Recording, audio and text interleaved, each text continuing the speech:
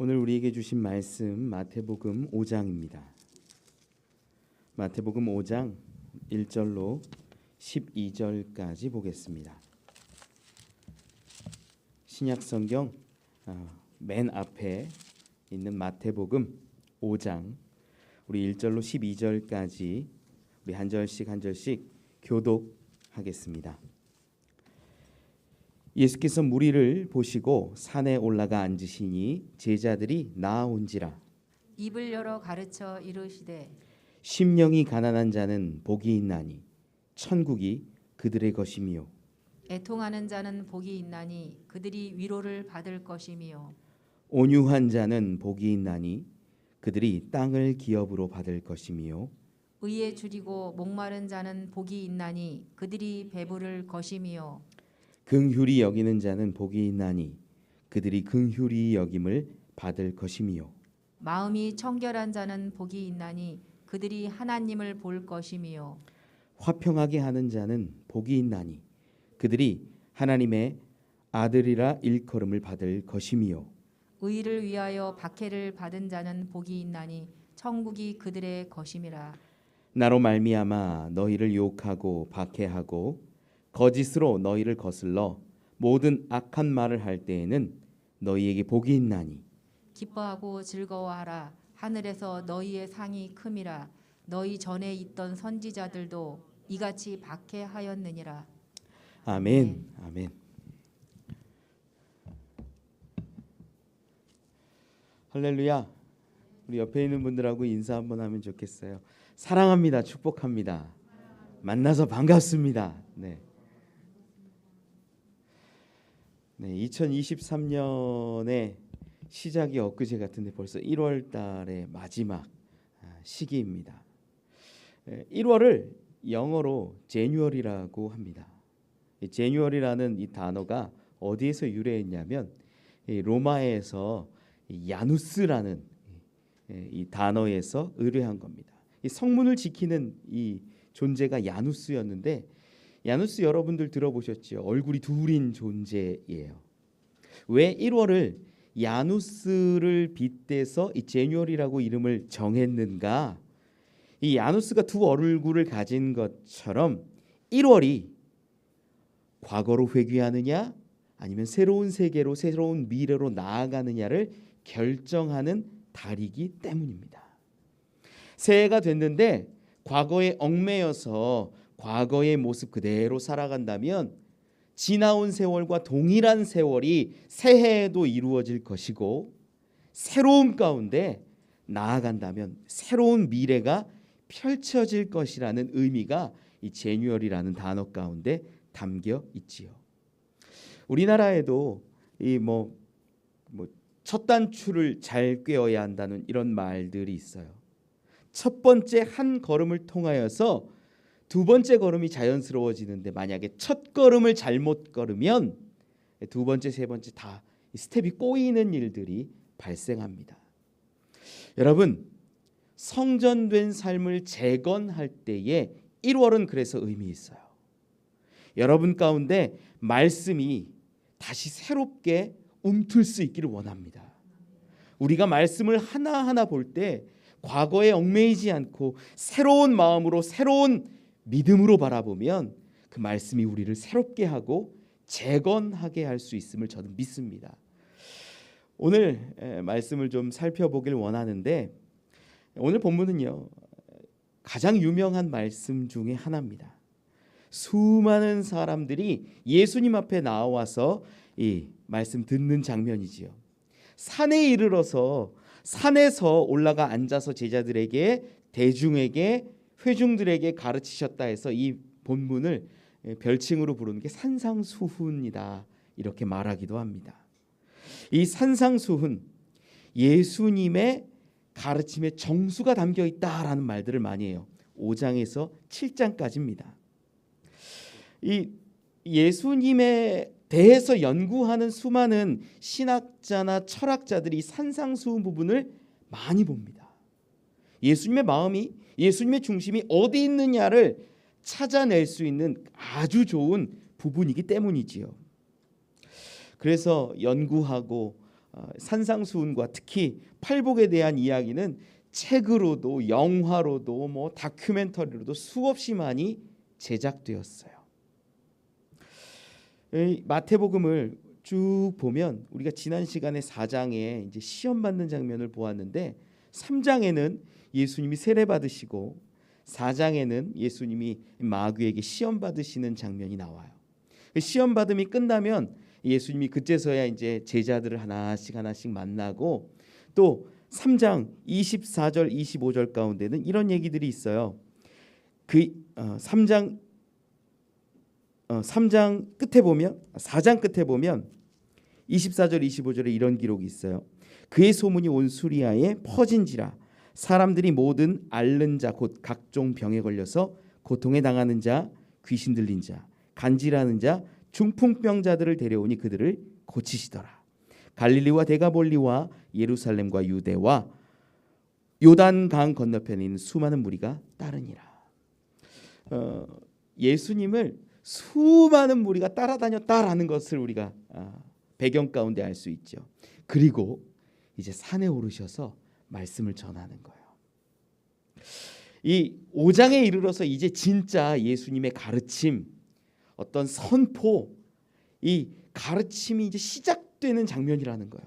지금까지는 예수님의 개인적인 이야기 혹은 어떤 세례받음에 대한 이야기, 시험받음에 대한 이야기, 몇몇 제자들을 부르는 이야기, 몇 명 사람들 고친 이야기인데 이제부터 수많은 사람들에게 선포하고 가르치는 내용이 시작된다라는 거예요.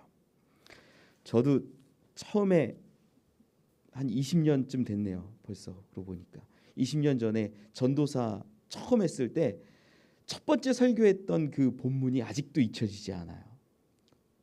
그 말씀이 마음 가운데 남아있거든요. 예수님이 수많은 사람들에게 처음 산에서 복음을 전할 때 이 말씀 아마 천국에서도 하시지 않을까요? 기억하시지 않을까요? 우리 가운데 또 얘기하고 또 말씀하시지 않을까요? 이 말씀 가운데서도 가장 첫 번째 있는 팔복의 이야기를 좀 함께 나눠보려고 합니다. 여러분들이 좀 마음을 열고 예수님 시대로 돌아갔다라는 마음으로 이 말씀을 대하고 하나하나 볼 때에 여러분에게 받는 은혜가 예수님이 말씀하시고 가르치실 때의 그 은혜가 되기를 소망합니다. 함께 좀 살펴보죠. 첫 번째는요. 복음은 나의 기대가 아니라는 거예요. 방금도 이야기했지만 예수님은요. 이 4장 끝에서 수많은 사람들이 나오는 것을 보셨는데 그 4장 24절 25절 가운데 있었던 사람들이 어떤 사람들이냐면 각종 병에 걸려서 고통당하는 자, 귀신 들린 자, 간질하고 중풍병에 걸린 사람들을 이 사람들이 나왔다라고 성경은 기록해요. 그러니까 지금 산상수훈 산에 앉아가지고 예수님이 말씀을 전하는데 그들은 어떤 사람들이냐면 수많은 사람들이 병자예요.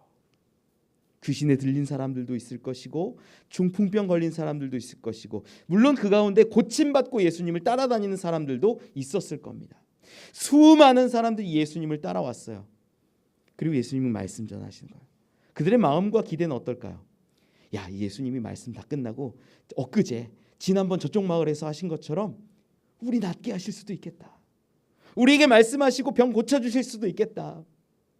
귀신 떠나가게 하실 수도 있겠다. 이런 기대와 소망을 가지고 개인적인 큰 바람과 어떤 소원 가지고 나온 사람들이 상당히 많았을 거예요.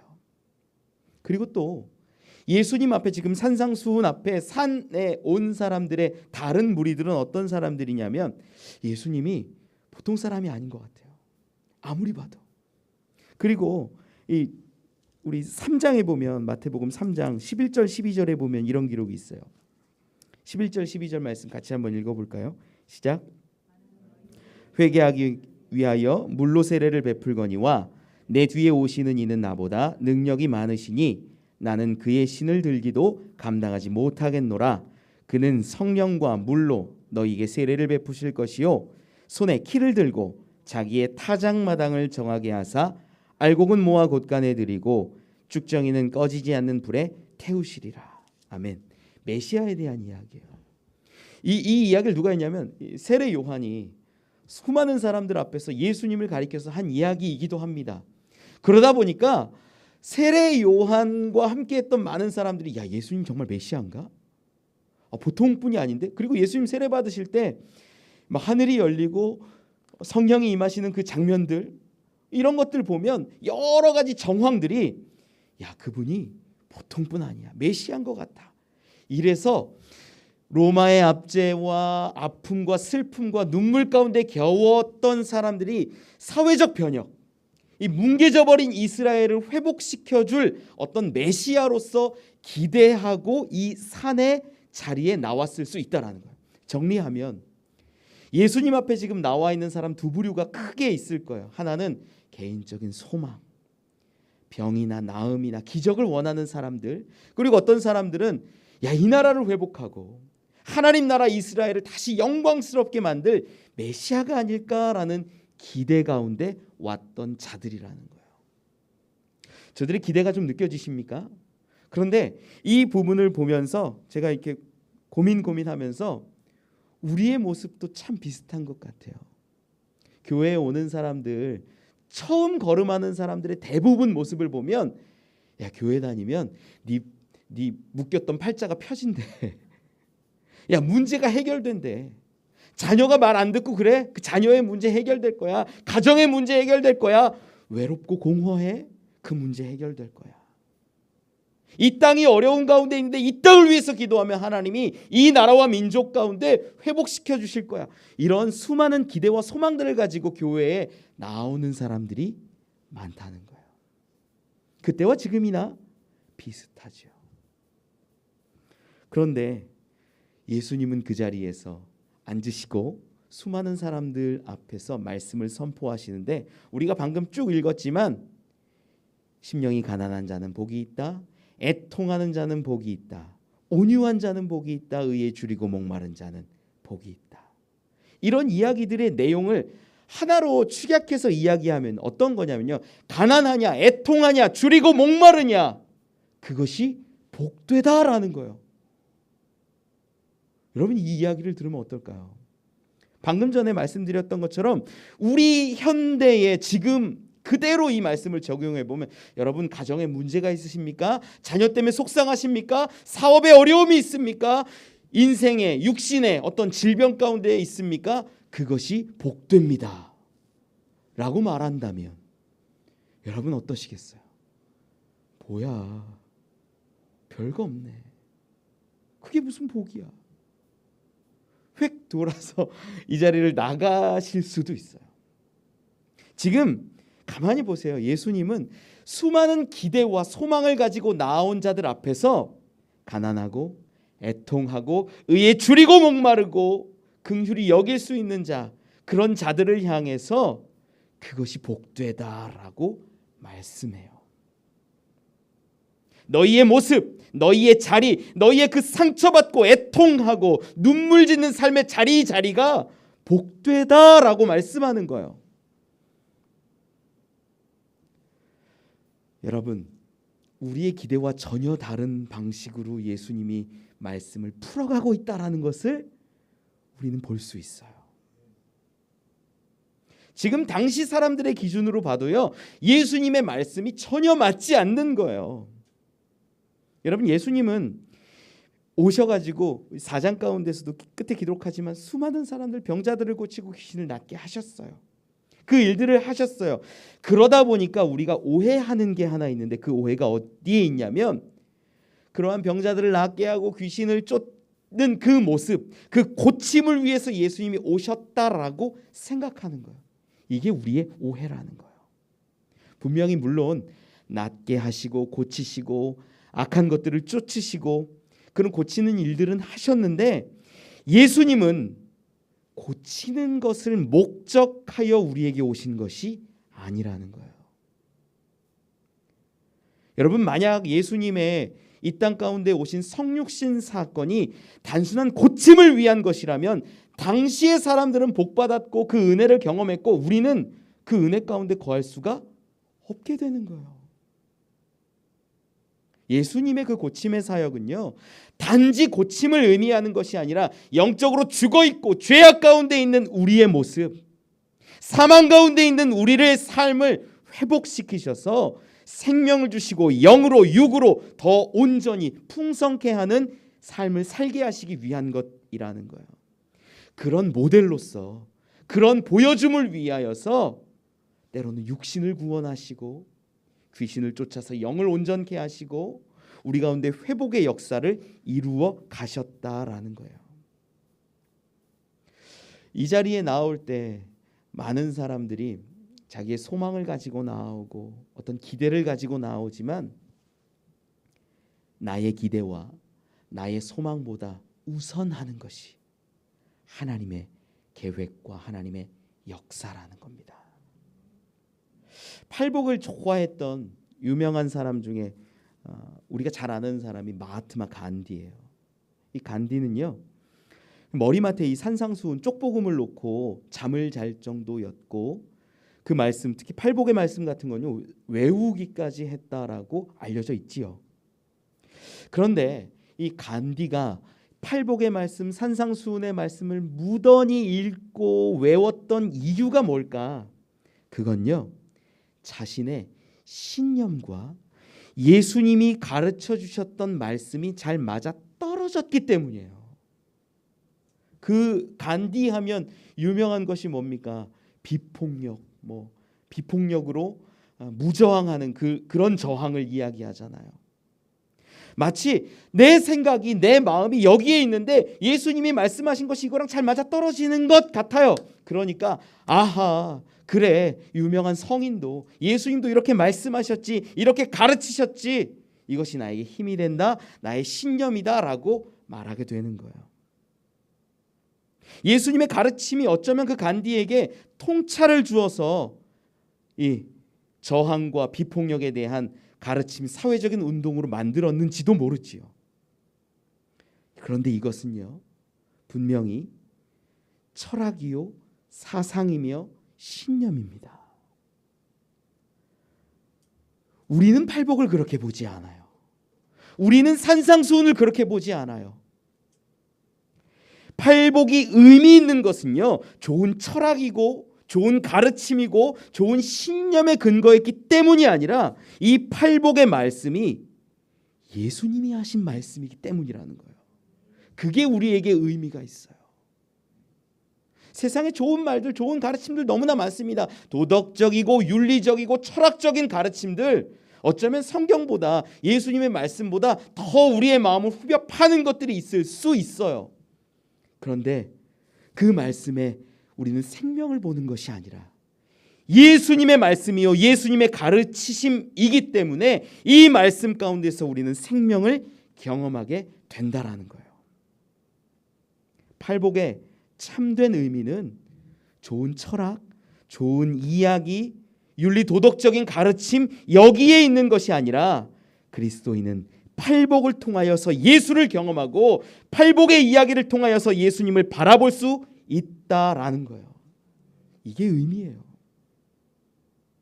여러분, 저는 여러분들이요 성경을 바라볼 때, 이 산상수훈을 바라보고 팔복의 말씀을 바라볼 때 나의 소망과 나의 기대를 먼저 내려놓고 볼 수 있는 분들이 되기를 원합니다. 우리가 바라보아야 하는 건요, 예수님이 말씀하시는 거구나, 예수님이 이야기하신 거구나, 예수님이 가르쳐 주신 것이구나 라는 마음과 기대로 보아야 한다라는 거예요. 나의 기대하는 것을 가지고 말씀을 보면요, 기대만큼만 은혜가 와요. 주님 이거 원합니다, 저거 원합니다, 저 문제 해결 원합니다 라는 그 기대를 가지고 말씀을 보면 그 기대까지만 은혜가 채워져요. 그런데 그 기대를 다 내려놓고, 내 원함을 다 내려놓고 있는 그대로 말씀을 바라보면 그제서야 하나님의 구원 계획이, 하나님의 사랑이, 예수 그리스도의 삶이 보이기 시작한다라는 거예요. 팔복의 말씀은요, 앞으로 계속 나누게 되겠지만 철저하게 예수 그리스도를 드러내는 말씀이라는 거예요. 예수님이 가르치시는 것으로, 예수님이 선포하신 말씀으로 바라보고 믿고 따르면 우리는 예수님을 발견하고 경험하게 되는 줄 믿습니다. 나의 기대를 내려놓고 말씀을 있는 그대로 볼 수 있는 우리가 되기를 축원합니다. 두 번째 은혜 나누었으면 하는 것은요, 팔복은 어둠의 이야기가 아니라 이름의 이야기라는 것입니다. 말씀을 깊이 보다 보면 우리에게 깨달아지는 것들이 있어요. 이 당대에 예수님 시대에 복받은 자들의 모델이 있어요. 모델. 누가 복받았는가? 여러분, 성경에서 가장 큰 복받은 사람 누가 있을까요? 누구요? 뭐라고 하셨는데 누구요? 다윗과 요나단이요? 누구요? 욥이요. 욥. 맞아요. 제가 이 말씀 준비하면서도 욥 이야기가 잠깐 나오긴 하는데, 우리가 성경 가운데 신앙인이 가장 큰 복을 받은 사람이 누굴까라고 보면 뭐 이런 사람들을 딱 이야기한다라는 거예요. 이 당대에도 이 신앙 가운데 복 받은 사람, 유대인들 가운데 복 받은 사람의 기준은 뭐냐면, 첫 번째는 율법을 분명히 잘 지켜서, 그리고 두 번째가 물질적으로 풍요로워지는 걸 복이라고 여겼어요. 그렇죠. 이게 복 같죠. 야, 말씀 잘 지키고 철저하게 지키고 정결하게 살고 말씀 하나하나 드러내면서 살면 하나님이 주시는 복을 받을 텐데, 넘치는 복. 그 주인공 중에 하나가 이제 욥이 될 수도 있고 그렇다는 거죠. 복이라는 거 물질과 관계 있고 현세와 관계 있습니다. 그러다 보니까 우리 목사님들도 설교할 때, 저도 많이 썼어요. 과거에. 예전에 많이 썼는데 요즘은 잘 안 쓰죠. 록펠러의 이야기, 링컨의 이야기 굉장히 많이 씁니다. 록펠러 세계 최고의 부자였어요. 그 돈을 감당할 수 없었죠. 그의 재산을 담당하는 회사 직원이 200명이었다는 이야기가 있죠. 재산을 관리하는 회사 직원이요. 어마어마한 재산을 갖고 있었던 사람. 믿음이 대단했어요. 그러다 보니까 그 합당한 믿음에 따라서 하나님이 복을 주시고 은혜를 주시더라. 좋은 모델이에요. 또 우리가 모델로 쓰는 사람, 유명한 사람 중에 보면 링컨 같은 사람들, 매일 기도하고 매일 하나님께 부르짖고 그랬던 자가 이 대통령까지 되고 미국에서 역사의 획을 긋는 사람이 되었더라. 좋죠. 당대에도 동일했다라는 거예요. 우리 시대와 동일하게 예수님 시대에도요, 복 받는 사람의 기준은 율법 잘 지키고 하나님의 말씀 잘 준행해서 큰 부를 얻고 재산을 얻고 권력을 얻고 위대한 자리에 앉는 것, 그것이 복 받은 사람의 기준이었어요. 그래서 우리가 막 기도할 때, 하나님 바울과 같은 믿음을 주셔서 막 욥과 같은 축복으로 마무리를 짓는 거예요. 우리 기도할 때 하나님 바울과 같은 믿음을 주신 다음에 욥의 그 막 몇 배 되는, 갑절이나 되는 그 축복을 달라고 기도해요. 어떤 분들은 스데반과 같은 믿음을 달라고 기도하면서 막 요셉과 같이 형통하고 막 대단한 사람이 되게 해달라고 기도해요. 그런데 한번 물어봐야 돼요. 바울의 삶이, 스데반의 삶이 그 모습 그대로, 그 모습 끝까지, 그것 자체가 복일 수 있어요. 더 큰 복일 수 있어요. 그런데 우리의 복의 개념이 받는 것에 있고 얻는 것에 있고 하나님께서 부어주시면 내 잔이 넘치고 내 품이 넘치는 이런 것에 있다 보니까 물질적인 것으로 치환되고 보이는 것으로 이해된다라는 거예요. 복은 얻는 것, 복은 부요한 것, 넘치는 것이라고 그렇게 생각합니다. 그런데 팔복은요, 무엇을 얻었는가, 무엇을 얻게 되는가, 여기에 초점하는 것이 아니라 무엇을 잃었고 무엇을 버렸는가에 대한 이야기입니다. 팔복의 이 조건들을 보십시오. 가난하고 애통하고 온유하고 의에 줄이고 긍휼히 여기며 마음이 청결하고 화평케 하는 자, 의를 위해 박해받는 이 자들, 이 팔복의 주인공들을 한번 보십시오. 다 어렵고 힘들고 참고 낮추고 박해받는 자들의 모습 아닙니까? 팔복의 말씀 가운데 11절 12절이 있어요. 이 두 절 말씀을 같이 한번 읽어보지요. 5장 11절 12절 시작.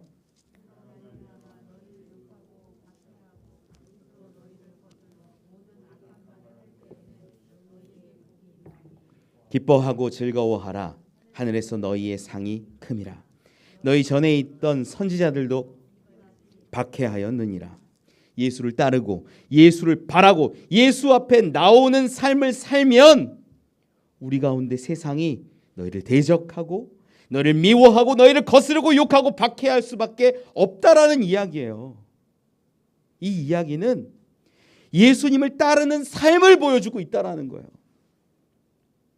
예수를 따르기 위해서 여러분 포기하고 잃어버리고 낮추고 박해받고 긍휼히 여기는 자, 그 모습을 이야기하고 계신 거예요. 애통하고 마음이 가난하고 온유함으로 살아가며 의에 줄이고 긍휼히 여기는 그 모습, 예수님을 따라서 한 걸음 한 걸음 걸어가는 모습을 드러내는 거지요. 팔복의 진정한 의미는 그래서 내가 무엇을 얻을 수 있는가 여기를 보는 게 아니라 내가 무엇을 잃고 무엇을 포기하고 무엇을 내려놓을 수 있는가, 이것을 초점할 때 팔복의 의미가 다가온다라는 거예요. 제가 어릴 때 중고등학교 시절에 시험을 보면 학력고사 이런 거 보잖아요. 중간 기말고사 보고 고입시험, 대입시험 이런 거 볼 때 저희 어머니 권사님이 꼭 그런 기도를 해주셨어요. 솔로몬과 같은 지혜를 주셔서. 그럼 저는 공부 안 했을 때 저는 어땠냐면, 야, 솔로몬과 같은 지혜를 주시면 찍어도 맞나? 찍어도 맞나? 야, 그런 거 주시면 진짜 좋겠다. 그래서 그날만큼은 진실되게 기도했던 것 같아요. 저도 공부는 정말 안 해놓고, 야, 그래, 하나님이 뜻이 있으면 하나님이 나를 쓰시려면 내가 찍어도 맞겠지, 뭐 이런 기도 막 했던 것 같아요. 제가 정말 무식하고 용감했죠. 그렇게 해서 하나님이 뭔가 주실 수 있을 거라고 생각했어요. 솔로몬의 지혜가 큰 지혜고 위대한 지혜라는 이 어렴풋한 지식은 있어가지고 그렇게 기도할 때 아멘 했고요. 저도 그렇게 기도했어요. 솔로몬의 지혜를 달라고 저도 기도할 때 있습니다. 그런데 말씀을 읽다 보니까, 솔로몬의 삶을 보다 보니까 그의 지식은요, 그의 지혜는요, 사실 인간의 지혜였어요. 하나님이 허락하신 것이기는 한데 사람의 능력 가운데 있었던 최고의 지혜를 가지고는 있었는데, 하나님의 음성을 듣고 하나님의 말씀을 따르는 데는 우매할 때가 너무나 많았다라는 거예요. 그래서 제가 이제 솔로몬의 지혜를 주시옵소서 가끔 아이들에게 기도해 줄 때가 있는데, 솔로몬의 지혜를 주시고 하나님의 말씀을 듣는 지혜를 더하여 주시옵소서, 이렇게 바뀌었어요. 여러분, 지금은 제가 솔로몬을 지혜 있다라고 말하지 않아요. 사실 그건 인간의 지혜, 인간이 가질 수 있는 최고의 지혜를 얻었지만 그것이 하나님의 말씀과 하나님의 응답 앞에서는 아무것도 아닌 것임을 깨달았기 때문이에요. 여러분, 우리는요, 말씀을 볼 때 겉핥기로 보는 경향들이 많아요. 그 깊은 곳을 보면 말씀이 살아 움직이고 역동합니다. 오늘 말씀도요, 복을 보는 것이 아니라 복 받는 사람을 바라보면 우리가 어떻게 살아야 하는지, 왜 예수 그리스도를 따라야 하는지, 왜 긍휼해야 하는지, 왜 온유해야 하는지, 왜 마음이 가난해야 하는지, 애통하며 눈물 짓는 그 모습, 그것이 왜 복인지를 알 수 있게 된다라는 겁니다. 여러분, 나 받을 것을 바라보지 말고 그 팔복의 주인공들을 바라보는 시선이 열리기를 원합니다. 그렇게 영안이 열리면 주님을 따를 때, 주님을 바라볼 때 새로운 세상이 열려지는구나. 내가 낮아지고 내가 버리고 내가 잃어버리면 하늘의 상급이, 천국이, 기업이 우리에게 다가오는구나. 이것들을 깨닫게 된다라는 것입니다. 그렇게 얻을 것을 바라보는 게 아니라 주님이 말씀하신 잃을 것을 바라보는 우리가 되기를 축원합니다. 마지막 은혜 나누길 원하는 것은요, 팔복은 예수 그리스도의 열매라는 것입니다. 팔복에서 말하는 복, 그 열매의 모습은요, 사실은 가장 중요한데 하나님과의 관계를 이야기하는 거예요. 지금 수많은 사람들이 예수님 앞에 나와서 산에서 말씀을 듣습니다. 예수님이 가르치고 계세요. 이야기하고 계세요. 예수님과 이야기를 주고받기도 하고 예수님이 고쳐주시기도 하고 예수님과 관계 맺고 있는 거예요. 그 말씀을 듣고 있는 거예요. 그러면 지금 저들은요, 예수 그리스도와 함께 하고 있어요. 예수님을 소유하고 있는 거예요. 예수님의 음성을 듣고 예수님의 가르침을 받고 있는 거예요. 그런데 저들은 집중하는 게 어디에 있냐면, 야, 예수님을 통해서 우리가 뭘 얻을 수 있을까? 이걸 보고 있어요. 우리 병 좀 나았으면 좋겠다. 우리 귀신 좀 쫓아가고 이제 못 걷던 자가 걸었으면 좋겠다. 중풍병이 나았으면 좋겠다. 야, 이 나라 이스라엘 회복시켜서 하나님의 나라로 영광스럽게 다시 한번 세워주셨으면 좋겠다. 이런 것들에 초점하고 있다는 거예요. 예수를 바라보는 것이 아니라 예수를 통하여 올 것들을 바라보고 기대하고 소망하고 있어요. 여러분, 예수님과 관계할 수 있는 분들이 되기를 원합니다. 예수님을 바라보고 하나님을 예배하고 이 자리에 나올 때 하나님이 주시는 것도 물론 있지만 내가 하나님 앞에 나왔습니다. 그것 자체가, 그 예배의 모습 자체가 가장 복되고 귀한 것이라는 것이지요. 우리 성경을 좀 찾아보면 좋겠는데 갈라디아서 5장 한번 보지요. 갈라디아서 5장 22절 23절입니다. 신약 성경 308면에 있습니다. 갈라디아서 5장 22절 23절의 말씀 우리 같이 한번 읽어보죠. 시작. 오직 성령의 열매는 사랑과 희락과 화평과 오래 참음과 자비와 양선과 충성과 온유와 절제니 이 같은 것을 금지할 법이 없느니라. 아멘. 오늘 방금 읽은 갈라디아서 5장 22절 가운데 오직 성령의 열매는 이라고 이야기하는 이 열매가요, 헬라어로 보면 카르포스라는 단어를 쓰고 있는데 이게 단수형이에요. 우리가 성령의 열매가 몇 개라고 외워요? 9가지 열매라고 이렇게 외워서 막 얘기하잖아요. 그런데 성령의 열매라고 이야기하는 이 열매라는 단어에는요, 단수형을 쓰고 있다는 거예요. 즉 성령의 열매는 몇 개예요? 하나예요. 성령의 열매는 사실 하나고 그 하나의 열매가 수많은 사람들과 수많은 모습 가운데 9가지의 모양으로 드러난다라는 이야기이죠. 이 열매의 소유권이 누구에게 있어요? 성령에게 있는 거예요. 우리에게 있는 것이 아니라 성령이 역사하심으로 성령이 맺은 열매라는 거예요. 하나예요. 이 모양이 다양하게 드러날 뿐이지요. 팔복도 마찬가지예요. 팔복도 8가지 복으로 예수님이 말씀하셨지만 사실 이건요 하나예요. 하나님과 함께하고 예수님과 함께하는 사람, 예수 그리스도와 함께 걸어가는 인생에게 드러나는 열매의 모양, 복의 모양을 팔복이라 이름하는 거예요. 마태복음 우리 성경을 좀 한번 찾아볼까요? 마태복음 7장이에요. 7장 16절로 20절까지 함께 보지요. 마태복음 7장 16절로 20절 말씀 우리 함께 한 목소리로 읽어보죠. 시작. 그들의 열매로 그들을 알지니 가시나무에서 포도를 또는 엉겅퀴에서 무화과를 따겠느냐. 이와 같이 좋은 나무마다 아름다운 열매를 맺고 못된 나무가 나쁜 열매를 맺나니 좋은 나무가 나쁜 열매를 맺을 수 없고 못된 나무가 아름다운 열매를 맺을 수 없느니라. 아름다운 열매를 맺지 아니하는 나무마다 찍혀 불에 던져지느니라. 이러므로 그들의 열매로 그들을 알리라. 아멘. 많은 사람들이 좋은 열매를 바라듯 좋은 나무가 되고 아름다운 열매를 맺으려고 애쓰고 노력합니다. 그런데 순서가 잘못된 거예요.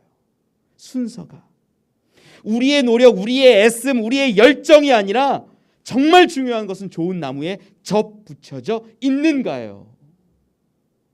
우리에게 팔복의 열매가 있고 아름다운 열매가 맺혀지려면 어디에 접붙여져야 하는가? 예수 그리스도에 접붙여지면 예수께서 모든 복을, 모든 열매를 이루어 가신다라는 거지요.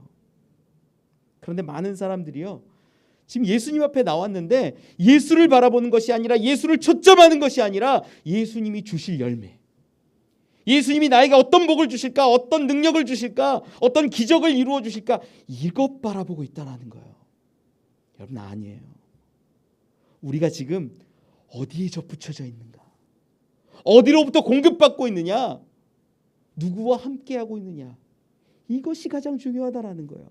성령과 함께하면 성령의 9가지 열매가 맺혀집니다. 성령의 역사입니다. 예수와 함께하면 예수가 주시는 8가지 복을 누리고 은혜를 얻는다라는 거예요. 그런데 많은 사람들이 복에 초점하니까 예수님에 대해서는 관심 갖지 않아요. 여러분, 우리에게 진짜 중요한 건 누구와 붙어 있고 누구와 관계하고 있는가, 이것이에요. 내가 어떤 열매를 맺어야지, 어떤 복을 받아야지 이렇게 하지 마시고 주님께, 예수 그리스도에게 접붙여져 있는 것에 관심 갖고 그분과 함께할 수 있기를 원합니다. 우리가 전도 같은 거 하다 보면 어려움 당할 때가 한 번씩 있어요. 요즘에는 저도 우리 전도팀 이렇게 다 하시는 것을 보지는 못하는데 예전에 저도 전도해보고, 우리 아마 전도팀도 느낄 겁니다. 전도하면 잘 되고 기쁠 때가 있어요. 이렇게 이 전도지 이렇게 주고 뭐 선물도 주고 뭐 그러면 사람들 막 기쁘게 받아가면 행복하고 좋아요. 그런데 그들 가운데 꼭 이상한 사람들이 하나씩 있잖아요. 그러니까 안 받으면 되는데 눈을 이렇게 째려보면서 위아래로 막 훑어요. 훑어보면서 이런 거 안 받는다고. 괜히 저도 그렇게 하다 보면 저를 막 코로나 취급하는 것 같고 저도 마음이 상하죠. 그런데 그럴 때 어떻게 하냐면, 저는 그랬어요. 저는 겉으로는 그래도 예수 믿으세요. 그래도 예수가 생명입니다. 막 이런 말들을 하는데 속으로는 나도 사람인데, 나도 똑같은 사람인데 날 뭘 저렇게까지 바라보냐, 내가 무슨 벌레냐, 내가 뭐 잘못했냐, 이런 마음들이 들어요. 그리고 뒤돌아서서 교회로 들어오는 이 걸음 가운데 제 마음 가운데 들었던 생각들이 이런 게 있어요. 그래, 내가 복음을 위해 핍박받았어. 복음을 위해 저런 시선을 감내했어. 팔복의 말씀이 딱 떠오르는 거예요. 그래, 천국이 나의 것이고 하나님이 주시는 은혜와 복이 넘치겠지. 내가 핍박받았으니까. 이런 마음들 가질 수 있어요. 또 어떤 것들이 있을까요? 우리 삶에 어떤 것들이 있냐면, 제가 좀 들고 싶은 것들이, 뭐 어떤 부흥 강사님들 와가지고 막 말씀하는데 이야기하면서 뭐 헌금 떼먹고 11조 떼먹고 잘 사냐 막 화를 내고 하나님 앞에 도둑질하지 말라고 그러면서 말씀 펴보면서 마음 막 콕 찔리게 하는 거예요. 그렇게 하면 막 내라고 그러면 빚을 내서라도 막 100만 원, 200만 원 막 헌금하는 분들이 계세요. 그러면 저도 그렇게 드려봤고 그렇게 드린 분들도 주변에서 많이 봤지만, 그럼 그들이 꼭 하는 이야기들이 마음에 항상 찝찝했고 어려웠고 힘들었는데, 그래, 이번 기회에 결단해서 하나님께 드리고 났더니 잘 드렸다 싶어. 그래, 하나님 뜻대로 살았으니 복이 있을 거야 라고 이야기하는 분들을 많이 봐요. 여러분, 팔복의 말씀을 이런 곳에 끼워서 내가 하나님 뜻대로 희생하고 내가 하나님 뜻대로 박해받고 누군가에게 차가운 시선을 받은 것으로 우리에게 복이 오는 것이 아니라는 거예요. 헌금했다고 결심해서 그렇게 드렸다고 우리에게 천국이 임하는 것이 아니라는 거예요. 진짜는 어디 있냐? 진짜 능력은, 진짜 은혜는 오직 예수 그리스도. 이거 말고는 없어요. 우리가 주를 바라보면, 예수를 바라보면 주님이 주시는 은혜와 상급과 구원이 임하는 거지. 야, 말씀대로 내가 뭔가 해서, 내가 핍박받아서, 내가 한 번 더 참아서 내가 더 성숙해지고 더 좋은 마음가짐으로 하나님이 주시는 복을 누리고 천국을 누린다? 아니에요. 그건 자기를 의로 여기는 현대에 있는 바리새인들의 모습과 다를 바 없다라는 거예요. 그래서 우리는 오직 구해야 할 것 하나 있다면 예수예요. 오직 바라봐야 할 것 있다면 예수예요. 주님을 바라보고 주님 앞에 접붙여져 있다면, 그러면 우리 가운데 너무나 자연스럽게 열매가 맺혀집니다. 우리 안에 열매가 없고 팔복의 기쁨이 없다면 우리와 예수님과의 관계, 우리와 하나님과의 관계를 다시 돌아봐야 되는 것이지 문제가 아니에요. 여러분, 오직 구원은 전도의 행위나 섬김의 행위나 어떤 의로움에 있는 것이 아니라 예수님이 주시는 은혜요, 하나님이 주시는 선물임을 저는 믿습니다. 여러분, 팔복을 통하여서 우리가 볼 수 있는 건요, 야, 이게 복이구나, 이게 좋은 선물이구나, 이게 아니라 팔복을 통해 예수를 본다는 거예요. 이게 가장 큰 은혜요, 가장 큰 축복입니다. 말씀을 맺습니다. 저희 아이들은요, 주말에 아빠와 함께 보내는 시간이 없습니다. 그래서 제가 주일날 저녁에 아이들하고 좀 시간을 보내려고 애를 많이 쓰기도 하고, 또 월요일날 아이들하고 시간을 보내려고 애를 씁니다. 그런데 사실 쉽지는 않아요. 사실 쉽지는 않아요. 그래서 늘 아이들한테 미안한 마음이, 감정이 있었는데, 하루는 저희 큰아이가 저랑 둘이 이렇게 자는데 밤에 그런 얘기를 해요. 저한테. 난 아빠가 너무 좋아. 난 아빠를 너무 사랑해. 사실은 엄마보다 더 사랑해. 제가 그 얘기를 딱 듣는데, 내가 그래도 주일날 저녁에, 월요일날 아이들에게 놀아주려고 애썼고, 힘든데 때로는 막 화가 넘치고 피곤하다는 말이 나오지만 꾹꾹 참아가면서 했던 그 몇 번의 모습들, 그 모습 가운데 다 보상이 되더라고요. 아이가 그렇게 말해준 것 하나가요. 저는 여러분들이 하나님이 주신 말씀, 율법, 또 예수님이 가르쳐 주신 것들을 따라서 살아가는 것 너무 귀하고 복되다라고 믿어요. 그리고 그것은요, 결코 나쁜 것이 아니에요. 그런데 그것을 넘어서 말씀을 읽고 말씀대로 살아가는 모습 가운데 우리가 예수를 봤으면 좋겠어요. 예수를 찾았으면 좋겠고, 예수 그리스도를 경험했으면 좋겠어요. 그것이 팔복의 의미 된다라는 겁니다.